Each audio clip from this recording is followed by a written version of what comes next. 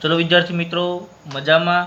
विद्यार्थी मित्रों chapter number 1 पूर्ण कर्या बाद चैप्टर नंबर 2 रिविजन में आपनु हार्दिक स्वागत है। चैप्टर नंबर 2 स्थिर विद्युत स्थितिमान और कैपेसिटन्स। मित्रों स्थिर विद्युत स्थितिमान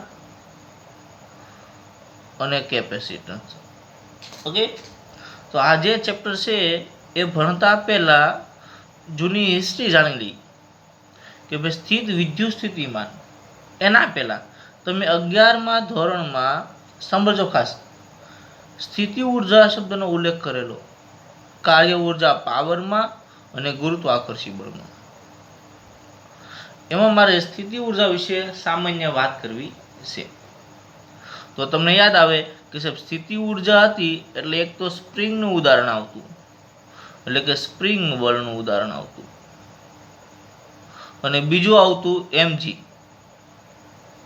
એટલે કે વજન બળનું એક્ઝામ્પલ આવતું। અને આ બંને બળ હતા મિત્રો એ સંરક્ષી બળ ક્ષેત્ર હતા। એ ખબર છે આપણને। સંરક્ષી બળ ક્ષેત્ર એટલે કે જ્યારે એના પર કાર્ય મેળવવામાં આવે એટલે કે બંધ માર્ગ પર હંમેશા કાર્ય કેવું આવતું હોય? શૂન્ય આવતું હોય। F dot DR is equal two શૂન્ય।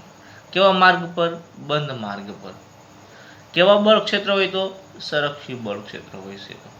હવે ખરેખર એમાં કઈ વસ્તુ થતી તો આપણે ચેક કરી કે ધારો કે કોઈ પદાર્થ છે એમ દળનો પદાર્થ, એના પર હું કાર્ય કરું અને ગુરુત્વાકર્ષી ક્ષેત્રની વિરુદ્ધ દિશામાં લઈ જાઉં તો ગુરુત્વાકર્ષી ક્ષેત્ર ક્યાં હોય? નીચે।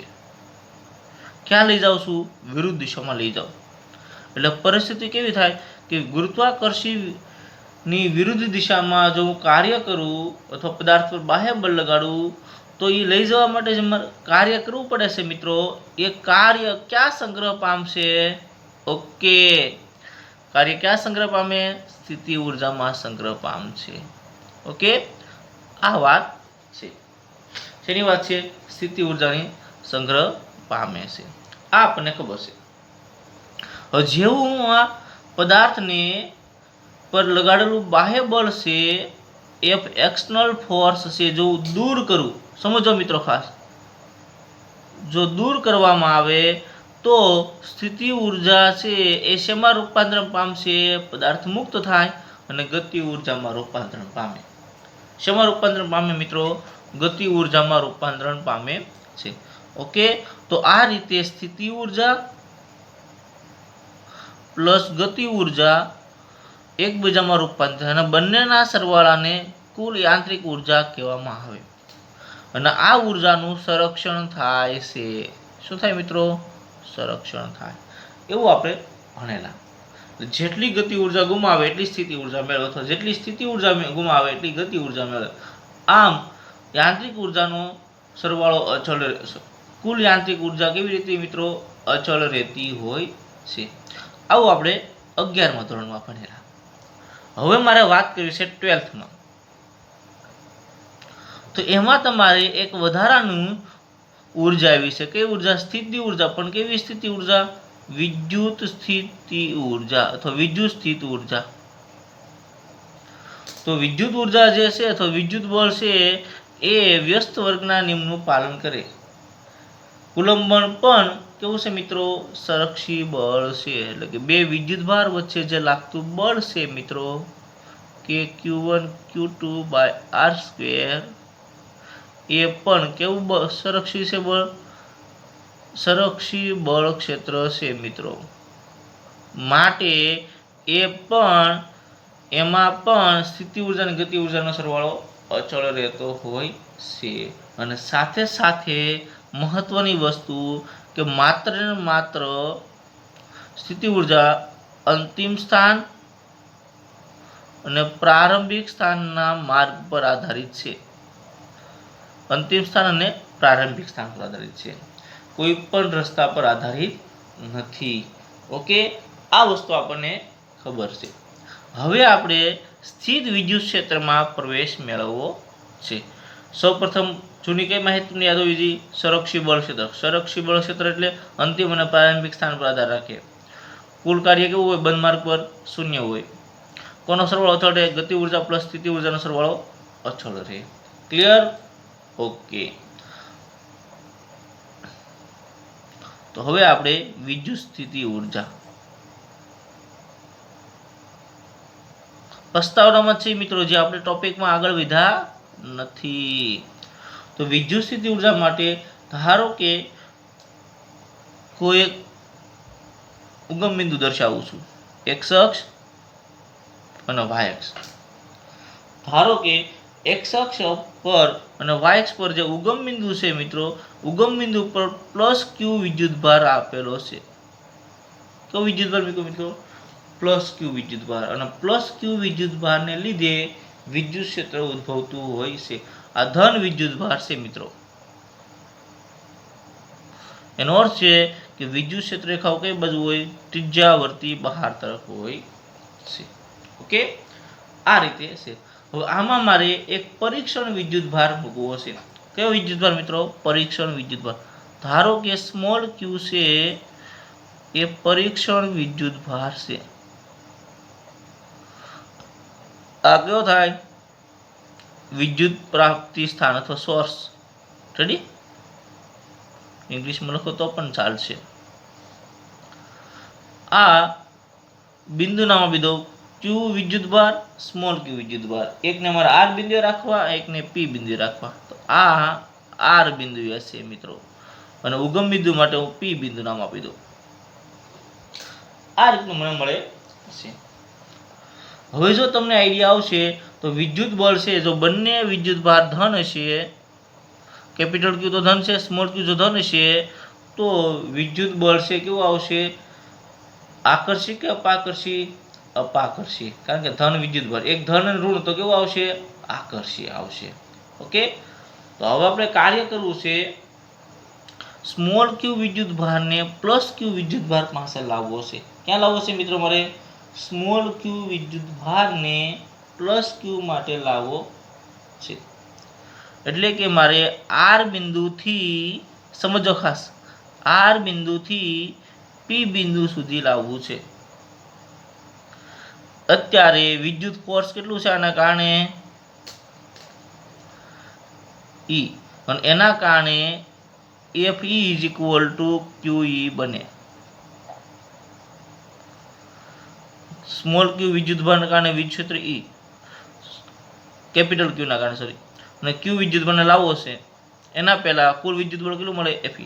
અમારા ક્યુ બિંદુને આર બિંદુએ લાવવો છે, અથવા ક્યુ વિદ્યુત ભારને કેપિટલ ક્યુ પાસે લાવો, આર બિંદુથી પી બિંદુ સુધી આવવું છે, તો મારે બાહ્ય બળ કાર્ય કરવું પડે, અથવા તો આ વિદ્યુત ક્ષેત્રની વિરુદ્ધ કાર્ય કરવું પડે. વિદ્યુત ક્ષેત્ર આ બાજુ છે તો મારે આ બાજુ કાર્ય કરવું પડે. એટલે મારે Fe ની વિરુદ્ધ કાર્ય કરવું પડે. શું કરવું પડે મિત્રો? વિરુદ્ધ કાર્ય કરવું પડે. તો એના માટે બાહ્ય બળની જરૂર પડે, અને બાહ્ય બળને આપણે એફ એક્સટર્નલ ફોર્સ કહીશું મિત્રો. શું નામ આપશું? એફ એક્સટર્નલ ફોર્સ કહેવામાં આવે છે. ઓકે, તો આ રીતની વાત છે. હવે એફ એક્સટર્નલ ફોર્સ છે મિત્રો, એ એફ એક્સટર્નલ ફોર્સ ધ્યાન આપજો ખાસ. પેલું બળ કયું છે? Fe, QE. તો મારું એક્સટર્નલ ફોર્સ છે એ કેવું થવું જોઈએ? માઇનસ QE થવું જોઈએ. કારણ કે આની વિરુદ્ધ મારે બળ લગાડવાનું છે. કોની વિરુદ્ધ? સામેની વિરુદ્ધ. હવે મારે કાર્યનું સૂત્ર જાણવું છે. કાર્ય સંકલનમાં ક્યાંથી ક્યાં જવું છે મારે? આર થી પી સુધી. કયું બળ લગાડવું? એક્સટર્નલ ડોટ સ્થાનાંતર, આર થી પી. પરંતુ આ એક્સટર્નલ બળ છે મારી પાસે નથી, અથવા તો એનું મૂલ્ય કેટલું છે એ મને ખબર નથી. પણ મને એટલો આઈડિયા છે કે આ કોની વિરુદ્ધ કાર્ય છે? QE ની વિરુદ્ધ. તો અહીંયા શું લખીશ મિત્રો? હું minus QE dot dr R થી પી. તો આ રીતે ગુરુત્વાકર્ષણ જેની વિરુદ્ધ જે કાર્ય થાય છે, એ જ રીતે વિદ્યુત ક્ષેત્રની વિરુદ્ધ કરેલું કાર્ય સ્થિતિ ઉર્જામાં સંગ્રહ પામશે મિત્રો. શેમાં સંગ્રહ પામશે? સ્થિતિ ઉર્જામાં. એટલે કે P minus R, UP minus UR. પરંતુ એક શબ્દ ખાસ ધ્યાન આપજો, જ્યારે પણ તમે આર થી પી સુધી આવો છો અથવા પી પાસે આવો છો, સમજો ખાસ શબ્દ, આર થી પી પાસે આવો છો ત્યારે એવી રીતે બાહ્ય બળ લગાડવાનું છે કે તમારો જે પ્રવેગ છે મિત્રો એ કેવો થવો જોઈએ? શૂન્ય થવો જોઈએ. એટલે કે અત્યંત ધીમે ધીમે અને અચળ ઝડપથી લાવવાનો છે. કેવો લાવવાનો છે? અચળ ઝડપથી. જો ના થાય તો પદાર્થ પ્રવેગી ગતિ કરે, અને પ્રવેગી ગતિ કરે એટલે ઉર્જાનો લોસ થાય. શું થાય મિત્રો? ઉર્જાનો લોસ થાય. અને એના કારણે સંપૂર્ણપણે જે સ્થિતિ ઉર્જા છે સંરક્ષિત બળ ક્ષેત્ર છે એવું સાબિત થશે નહીં. ઓકે, તો હવે મારે એક સામાન્ય અથવા સાદી ડેફિનેશન આપવી છે કે કોઈ પણ વિદ્યુત ભારને અથવા બિંદુવત વિદ્યુત ભારને વિદ્યુત ક્ષેત્રની વિરુદ્ધ આપેલા બિંદુએ લાવવા માટે કરવું પડતું કાર્ય એટલે સ્થિત વિદ્યુત સ્થિતિ ઉર્જા. સમજો ખાસ, કયો શબ્દ છે મિત્રો? કોઈ પણ બિંદુવત વિદ્યુત ભારને આપેલા બિંદુએ લાવવા માટે, ક્યાં લાવવો છે? પી બિંદુએ લાવવા માટે વિદ્યુત ક્ષેત્રની વિરુદ્ધ કરવું પડતું કાર્ય એટલે વિદ્યુત સ્થિતિ ઉર્જા. Okay, clear? આ તમારી વ્યાખ્યા થઈ. અને સ્થિતિ ઉર્જા એટલે મિત્રો UP minus UR is equal to you નામ આપી દો, અથવા તો ડેલ્ટા યુ નામ આપી દો. હવે જો મારે આના પરથી 2 થી 3 મુદ્દા છે મારે ધ્યાનમાં રાખવો છે જે મને પરીક્ષામાં કામ લાગે. તો પહેલો મુદ્દો હંમેશા મિત્રો યાદ રાખજો કે આ કયું બળ ક્ષેત્ર છે? સંરક્ષી બળ ક્ષેત્ર. એટલે શેના પર આધાર રાખે? અંતિમ સ્થાન અને પ્રારંભિક સ્થાન પર આધાર રાખે. ઓકે, ત્યારબાદ બીજો મુદ્દો, પણ એના પહેલા યાદ રાખજો વીએફ ડોટ ડીઆર હોય તો જવાબ 0 આવે. આ સંરક્ષી બળ ક્ષેત્ર માટેનું નિયમ. હવે બીજો મુદ્દો મિત્રો, બીજો મુદ્દો એટલે કે જ્યારે તમે સ્થિતિ ઉર્જાનો ફેરફાર લ્યો એટલે યુપી માઇનસ યુઆર, તો આ પ્રારંભિક સ્થિતિ ઉર્જામાં અને અંતિમ સ્થિતિ ઉર્જામાં કોઈ પણ ઉર્જા જો ઉમેરવામાં આવે તો સ્થિતિ ઉર્જામાં ફેરફાર થતો નથી. એટલે એના તફાવતમાં કોઈ પણ જાતનો ફેરફાર થશે નહીં. એટલે પ્રારંભિકમાં પ્લસ અંતિમમાં કોઈ પણ વસ્તુ ઉમેરો તો કોઈ જાતનો ફેરફાર થશે નહીં. એટલે યુપી માઇનસ યુઆર જ આવે. શું આવે મિત્રો? યુપી માઇનસ યુઆર જ આવે. ક્લિયર થાય છે? ઓકે. અને ત્રીજો મુદ્દો મિત્રો, હવે જો પદાર્થને મારે અનંત અંતરેથી આપેલા બિંદુએ લાવવો હોય, ક્યાંથી ક્યાં? ઇન્ફિનિટીવથી પી બિંદુએ લાવવા માટે, તો અત્યારે આપણે ક્યાંથી ક્યાં લાવ્યા હતા? આર થી પી સુધી લાવ્યા હતા. એટલે મારે ઇન્ફિનિટીવથી ક્યાં લાવવો છે? પી બિંદુ સુધી લાવવો છે. તો ઇન્ફિનિટીવથી પી સુધી, તો કાર્યનું સૂત્ર શું આવશે મિત્રો? UP minus you infinity. UP minus infinity. અને સ્થિતિ ઉર્જા અંતિમ અનંત અંતરે મિત્રો લગભગ શૂન્ય હોય છે. કેવી હોય છે? લગભગ શૂન્ય હોય છે. તો આ રીતે આપણે સંરક્ષી બળ ક્ષેત્ર અથવા તો વિદ્યુત સ્થિતિ ઉર્જાની પ્રારંભિક પ્રસ્તાવના જોઈ. એટલે વ્યાખ્યા લાસ્ટમાં, કોઈ પણ બિંદુવત વિદ્યુત ભારને વિદ્યુત ક્ષેત્રની વિરુદ્ધ લાવવા માટે કરવું પડતું કાર્ય એટલે વિદ્યુત સ્થિતિ ઉર્જા. અથવા જો અનંત અંતર શબ્દ આવે તો અનંત અંતરે રહેલા બિંદુવત વિદ્યુત ભારને આપેલા બિંદુએ લાવવા માટે વિદ્યુત ક્ષેત્રની વિરુદ્ધ કરવું પડતું કાર્ય વિદ્યુત સ્થિતિ ઉર્જા. ઓકે મિત્રો, આ તમારી વાત થઈ સ્થિતિ ઉર્જાની સામાન્ય વાત થઈ. શેની વાત થઈ? સ્થિતિ ઉર્જાની. હવે મારે વાત કરવી છે સ્થિતિમાનની.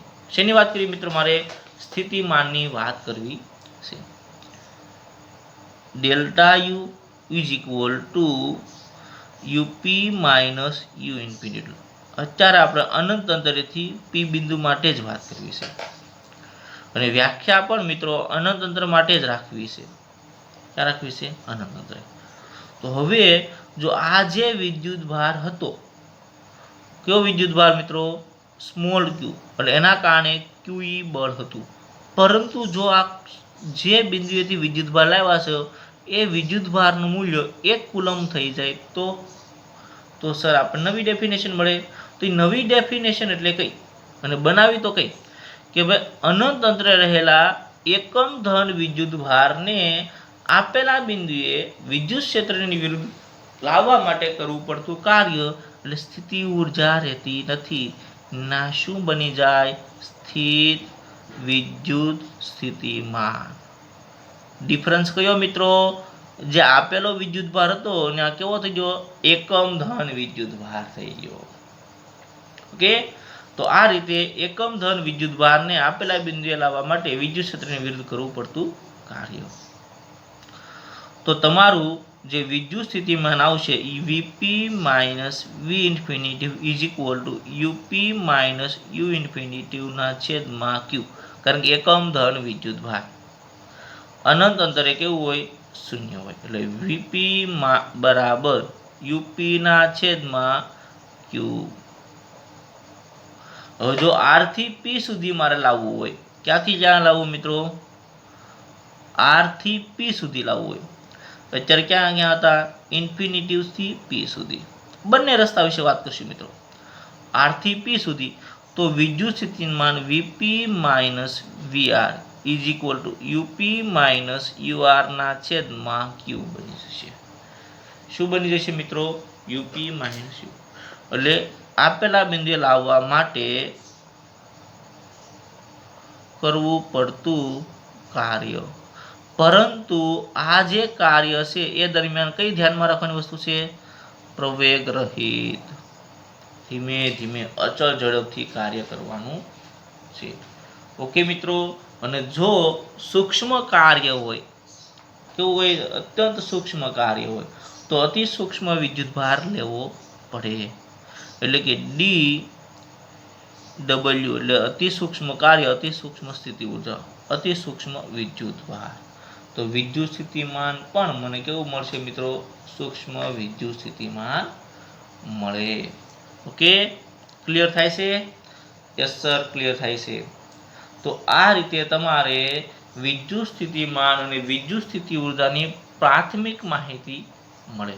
હવે તમારી જે ખરેખર એક્ઝામ લક્ષી જે ઇક્વેશન તારવણી કહેવાય એ આવશે કે બિંદુવત વિદ્યુત ભારને લીધે સ્થિતિમાન અને ડાયપોલના કારણે સ્થિતિમાન, જે આપણે નેક્સ્ટ લેક્ચરમાં ભણવાના છે. તો એના પહેલા આજે વિદ્યુત સ્થિતિ ઉર્જા અને વિદ્યુત સ્થિતિમાન બંનેની વ્યાખ્યા સમાન, પરંતુ ડિફરન્સ કેટલો મિત્રો? આમાં ક્યુ વિદ્યુત ભાર આવશે, આમાં એકમ ધન વિદ્યુત ભાર આવશે. સંરક્ષી બળ ક્ષેત્ર, તો આ પણ સંરક્ષી બળ ક્ષેત્ર વિરુદ્ધ કાર્ય થાય. ઓકે, તો આ રીતે વાત છે. અને UP minus UR delta U, તો delta V is equal to VP minus VR.